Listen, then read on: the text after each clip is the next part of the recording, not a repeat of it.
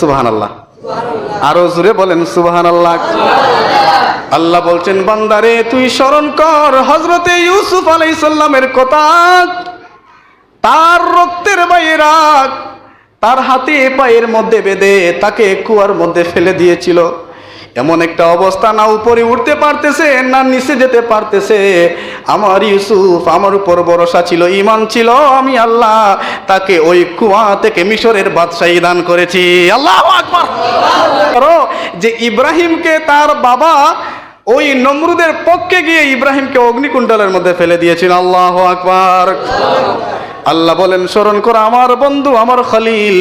কুলনা ইয়া নারু কুনি বারদান ওয়া সালামান আলা ইব্রাহিম। আমার ইব্রাহিমের কথা স্মরণ করো। মা বাপ তার বিপক্ষে চলে গেছে, ইব্রাহিম আমাকে বলে নাই। আমার উপর আস্থা ছিল, বিশ্বাস ছিল। আমি আল্লাহ ইব্রাহিমকে অগ্নিকুণ্ডল থেকে এনে আমি তাকে এমন একজন নবী বানিয়েছি, শেষ পর্যায়ে আমি তাকে খলিল বানিয়ে দিয়েছি। আল্লাহু আকবার। পারবেন না, সঠিক থাকতে হবে। আপনি সঠিক ছিলেন, মানুষ ভুল বুঝতেছে, আপনার সম্পর্কে খারাপ মন্তব্য করে তার স্বার্থ হাসিল করতেছে, সমাজে আপনাকে হেয় প্রতিপন্ন করছে। আমার আল্লাহ এই সময় তাফসীরের কিতাবের মধ্যে এসেছে, তোমরা স্মরণ করো হযরতে মারিয়াম আলাইহিস সালামের কথা, যাকে আমি সন্তান দিয়েছিলাম। মানুষ তার সম্পর্কে বাজে মন্তব্য করেছে, ঠিক কিনা বলেন? এরপরে বলে বেদে এমন একটা অবস্থার মধ্যে আপনি পড়ছেন, ঘোর বিপদ, বিপদের উপর বিপদ, আলো দেখার কোনো সুযোগ নাই। আমার আল্লাহ বলেন, স্মরণ করো আমার ইউনুসের কথা। সুবহানাল্লাহ পড়েন। আল্লাহ বলছেন, আমার ইউনুসের কথা স্মরণ করো। আমার ইউনুসকে, এখন তো আরো অসুবিধা, বেমার হয়েছে একটা, টেনশনে বেমার, আরো হাই প্রেশার হয়ে গেছে, ঠিক কিনা বলেন? এই মুহূর্তে কি করবেন? আল্লাহ তাফসীরের কিতাবে বলেন, তোমরা স্মরণ করো হযরতে আইয়ুব আলাইহিস সালামের কথা, যে আইয়ুবকে আমি 18 বছর এমন ভাবে রোগ আক্রান্তের মধ্যে রেখেছি, তার সমস্ত শরীর পচে পচে ঘা হয়ে গেছে। ওই আইয়ুব একটা মুহূর্তের জন্য আমি আল্লাহকে ভুলে নাই। আপনার মা বাবা, আপনার ভাই বোন, আপনার বউ বাচ্চা, আপনার রিলেটিভ সবাই, আপনার পাড়া প্রতিবেশী সবাই আপনাকে নিয়ে একেবারে বেহাল অবস্থা, ঠাট্টা বিদ্রুপ, আপনার সাথে দুশ্মনী লাগছে, মানে কেউ আপন নাই, বড় বে অবস্থায় মধ্যে পড়ে গেছেন। হয় না এরকম? অনেক সময় হয়, অনেক মানুষ আমাদের কাছে বলে এরকমের বিপদে পড়ে যায়। কি করবেন এখন? আমার আল্লাহ বলেন, সাথে সাথে স্মরণ করো আমার বন্ধু হাবিবুল্লাহর কথা। এখন কি করবেন?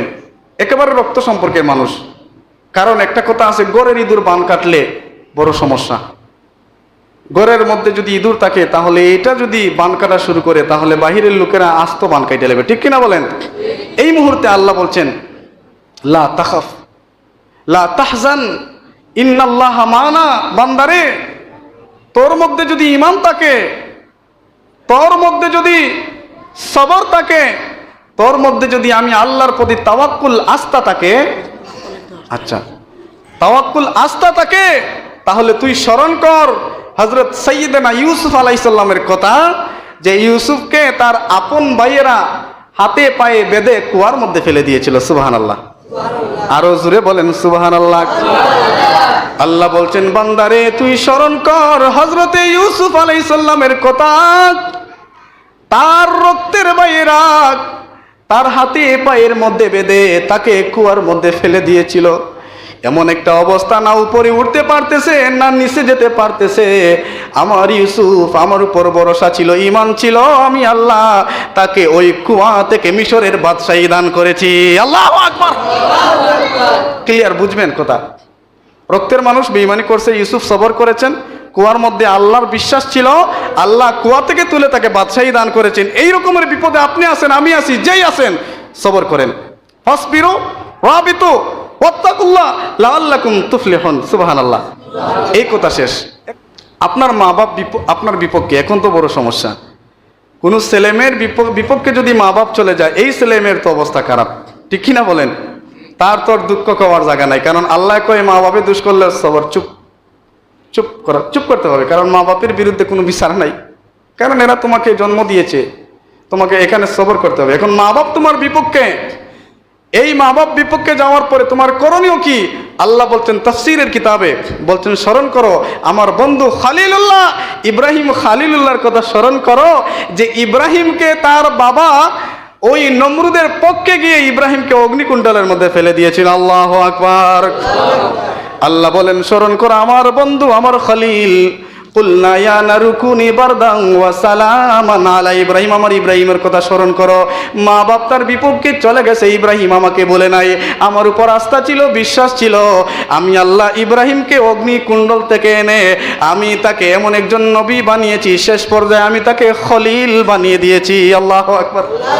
তে মা বাপ আপনার বিপক্ষে সবর করবেন, আল্লাহর উপর বিশ্বাস রাখবেন, আপনি ঠিক থাকবেন, দেখবেন আল্লাহ মা বাপকে হেদায়ত করবেন, আপনাকে দেখবেন আজমতওয়ালা বানিয়ে দিবেন। সুবহানাল্লাহ পড়েন। 3 নম্বর, আপনার সম্পর্কে মানুষ বদনাম করা শুরু করে দিয়েছে। এমনভাবে বদনাম করতেছে, একেবারে আপনার নিকটাত্মীয়, আপনার পাড়া প্রতিবেশী, একেবারে আপনি যার সাথে চলছেন সে মানে আপনার সম্পর্কে একেবারে মিথ্যা বদনাম রটাচ্ছে। এখন আপনার এমন অবস্থা হয়েছে, মানে মুখটা যে দেখাবেন সেই অবস্থাও নাই। সুবহানাল্লাহ। এমন হয় কি হয় না? হয়, যদি আপনি সঠিক থাকেন। আবার আকাম কুকাম কইরা যদি মনে করেন না আমি সঠিক থাকলে উঠতে পারবেন না, সঠিক থাকতে হবে। আপনি সঠিক ছিলেন, মানুষ ভুল বুঝতেছে, আপনার সম্পর্কে খারাপ মন্তব্য করে তার স্বার্থ হাসিল করতেছে, সমাজে আপনাকে হেয় প্রতিপন্ন করছে। আমার আল্লাহ এই সময় তাফসীরের কিতাবের মধ্যে এসেছে, তোমরা স্মরণ করো হযরতে মারিয়াম আলাইহিস সালামের কথা, যাকে আমি সন্তান দিয়েছিলাম, মানুষ তার সম্পর্কে বাজে মন্তব্য করেছে, ঠিক কিনা বলেন? এরপরে বলেন স্মরণ করো হযরতে আম্মাজান আয়েশা সিদ্দিকার কথা, যেই মুনাফিকেরা সুগুলকুরেরা ওই আম্মাজান আয়েশা সিদ্দিকার সম্পর্কে বাজে মন্তব্য করেছিল, তিনি সবর করেছিলেন। আমার নবীর কাছে ওহী এসেছে, আমার নবী বলেছেন আয়েশা রে তুমি আর চিন্তা করো না, আমার আল্লাহ পাক ঘোষণা করে দিয়েছেন তুমি পুত এবং পবিত্র, তোমার সাথে কোনো অপবিত্রার চাপ পড়ে না। আল্লাহু আকবার। সবর করবেন, আপনার সাথে এমনভাবে অপমান শুরু হয়েছে, সবর করবেন, ঠিক থাকবেন, এটা পরীক্ষা। আল্লাহ হয়তো আপনাকে বাছাই করেছেন, অন্তরের মধ্যে আপনি সবর রাখবেন। ফাসবিরু ওয়ারাবিতু ওয়াত্তাকুল্লাহ লাআল্লাকুম তুফলিহুন, আল্লাহ বলছেন আমি তোকে সফল করব। সুবহানাল্লাহ। 4 নম্বর, এমনভাবে বিপদের মধ্যে পড়েছেন, এমনভাবে এমন একটা অসুবিধার পড়ছেন, মানে পিঠ দেয়ালে লেগে গেছে, এখন তো আর দেয়াল ভাঙতে পারবে না, হাতুড়ি নাই সাথে, এমনভাবে হাতে পায়ে বেঁধে এমন একটা অবস্থার মধ্যে আপনি পড়ছেন, ঘোর বিপদ, বিপদের উপর বিপদ, আলো দেখার কোনো সুযোগ নাই। আমার আল্লাহ বলেন স্মরণ করো আমার ইউনুসের কথা। সুবহানাল্লাহ পড়েন। আল্লাহ বলছেন আমার ইউনুসের কথা স্মরণ করো, আমার ইউনুসকে নদীর একটা মাছ গিলে খেয়ে ফেলেছিল, আবার ওই মাছকে আরেকটা মাছ খেয়েছে। তাফসীরের কথা, ওই ইউনুস মাছের পেটে এমন একটা অন্ধকারের মধ্যে আছে, কোনো কিছু দেখে না, ওই মাছের পেটে থাকা অবস্থায় আমার ইউনুস, আমি আল্লাহকে একটা মুহূর্তের জন্য ভুলে নাই। আমি আল্লাহ আমার ইউনুসের ধৈর্য এবং আমার প্রতি আস্থা দেখে আমি তাকে ওই মাছের পেট থেকে জিন্দা অবস্থায় মুক্ত করেছি। সুবহানাল্লাহ। এরকম হয় কি হয় না? ঘোর বিপদ, এমন একটা বিপদে পড়ছেন, ওটার সুযোগ নাই। মনে করবেন ইউনুস আলাইহিস সালামের কথা, মাছের পেটে অন্ধকারে ছিলেন, আল্লাহ পাকের উপর বিশ্বাস ছিল, সবর ছিল। আল্লাহ পাক ফাসবিরু ওয়ারাবিতু ওয়াত্তাকুল্লাহ লাআল্লাকুম তুফলিহুন, আল্লাহ তাকে মুক্ত করে দিয়েছেন। সুবহানাল্লাহ। এমন একটা অসুবিধা হয়েছে যে কি করে হইল, কিভাবে হইল, কেমনে হইল, মানে চিন্তা করে মিলাইতে পারতেছেন না, কিভাবে হইল, কিভাবে ঘটলো, কি করলাম, কি হয়ে গেল, এইরকম অনেক সময় হয় না? এই চিন্তা থেকে তো মানুষ স্ট্রোক করে, ঠিক কিনা বলেন? কি করে হইলো, কি করলাম, কি করে পিছনের এই ঘটনাটা ঘটলো, কি করে সামনের ঘটনাটা ঘটলো, এই ঘটনা এইরকম করে চিন্তা করে অনেক মানুষ জীবনে অনেক ক্ষতির মধ্যে পড়ে যায়। আমার আল্লাহ বলেন স্মরণ করো, তুমি ভুলে যেও না, তুমি স্মরণ করো আমার হযরতে নূহ আলাইহিস সালামের কথা, যেই সময় আমি নূহকে বলেছিলাম তুমি একটি জাহাজ, একটা কিস্তি, একটা নৌকা বানাও, আমি এই নৌকার মধ্যে তুলে আমি সমস্ত মানুষদের কাছ থেকে তোমাকে পরিত্রাণ দেব। সুবহানাল্লাহ। নূহ আলাইহিস সালামের যুগে যে প্লাবন হয়েছিল, বন্যা হয়েছিল, তখন পানির সময় ছিল না, বৃষ্টির সময় ছিল না, তখন ঘোর খরা ছিল, অনেক রৌদ্রের সময় ছিল, পানির কোনো আকার নিকার ছিল না। নূহ আলাইহিস সালাম বলে কি রে, পানিরও সময় নাই, বৃষ্টিরও সময় না, আল্লাহ কি জন্য নৌকা বানাইতে কয়? তো এইরকমের বিপদে পড়ছেন, কি করে পড়লাম, কি করে হইলো, কি হইলো না হইলো, এই চিন্তা বাদ দিয়ে বলবেন যে আমার নূহ আলাইহিস সালাম আমার নবীর, আমার আল্লাহর নবী, উনি যদি সবর করে ওই কঠিন মুহূর্তে আল্লাহ ওনাকে নৌকা বানিয়ে ওই পরিত্রাণ করতে পারেন, আল্লাহ আমাকেও পরিত্রাণ করবেন। সুবহানাল্লাহ। আরেকটা কথা, 6 নম্বর, আপনি একেবারে নির্জন এলাকা, একেবারে একা আছেন, আপনার সঙ্গ দেওয়ার কেউ নাই, এমন একা হইছেন সবাই এখন আপনার কাছ থেকে দূরে দূরে থাকে। আপনি হয়তো কোনো কারণে অত কোনো পরিস্থিতির কারণে একা হয়ে গেছেন, নির্জন স্থানে আপনি একাকিত্ব অনুভব করছেন, আপনার বড় অসুবিধা হচ্ছে, টেনশন দুশ্চিন্তার চাপ সারাক্ষণ লেগেই আছে, এই টেনশন দুশ্চিন্তা একাকিত্ব আপনার দূর হয় না। আমার আল্লাহ বলেন স্মরণ করো ওই সময়ের কথা যখন আদম আলাইহিস সালামকে আমি সৃষ্টি করেছি, সৃষ্টি করার পরে বেহেশতের মধ্যে দিয়েছি, বেহেশতে দেওয়ার পরে আমি তখন হাওয়াকে সৃষ্টি করি নাই। আদম বড় একা, বড় টেনশন, কি করবো, আমি তো বড় একা। আমার আদমের কথা স্মরণ করো, আমার আদম আমার প্রতি সবর ছিল, বিশ্বাস ছিল, আমি কিছুদিনের মধ্যে হাওয়াকে তার কাছে পাঠিয়ে দিলাম। সুবহানাল্লাহ। এই মুহূর্তে নির্জন একাকিত্ব অনুভব করছেন, টেনশন দুশ্চিন্তা, আপনি সবর করেন আর আদম আলাইহিস সালামের কথা স্মরণ করেন, দেখবেন আল্লাহ আপনাকে ওই সবরের মাধ্যমে এমন একটা অবস্থানে নিয়ে পৌঁছাবেন, আপনি চিন্তাও করেন না, আল্লাহ মুক্ত করে দিয়েছেন। সুবহানাল্লাহ। এখন আসুন, আপনি অনেক রোগ আক্রান্ত, এমন রোগ হয়েছে বাংলাদেশের ডাক্তার, মাদ্রাজের ডাক্তার, আমেরিকার ডাক্তার পারতেছে না আপনার রোগ সারাতে। কি করবেন? বড় একটা বেহাল অবস্থা।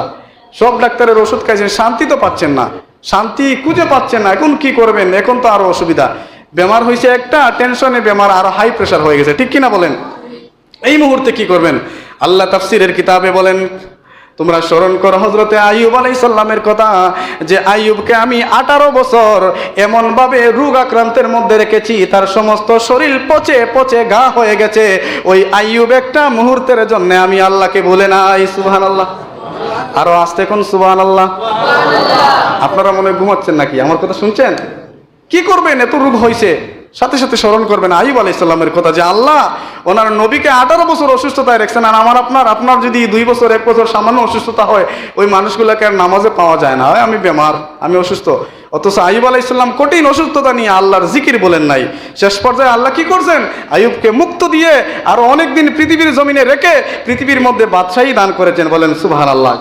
লাস্ট একেবারে গুরুত্বপূর্ণ একটা কথা, আপনার মা বাবা, আপনার ভাই বোন, আপনার বউ বাচ্চা, আপনার রিলেটিভ সবাই, আপনার পাড়া প্রতিবেশী সবাই আপনাকে নিয়ে একেবারে বেহাল অবস্থা, ঠাট্টা বিদ্রুপ, আপনার সাথে দুশ্মনী লাগছে, মানে কেউ আপন নাই, বড় বে অবস্থার মধ্যে পড়ে গেছেন। হয় না এরকম? অনেক সময় হয়, অনেক মানুষ আমাদের কাছে বলে এরকমের বিপদে পড়ে যায়। কি করবেন এখন? আমার আল্লাহ বলেন সাথে সাথে স্মরণ করা আমার বন্ধু হাবিবুল্লাহর কথা।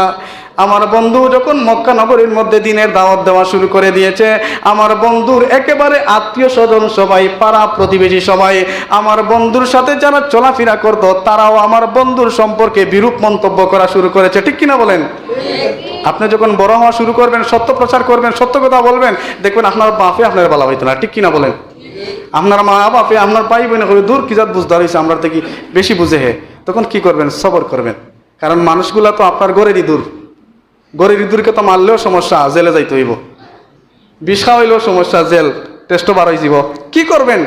আসবিরু ওয়ারাবিতু ওয়াত্তাকুল্লাহ লাআল্লাকুম তুফলিহুন।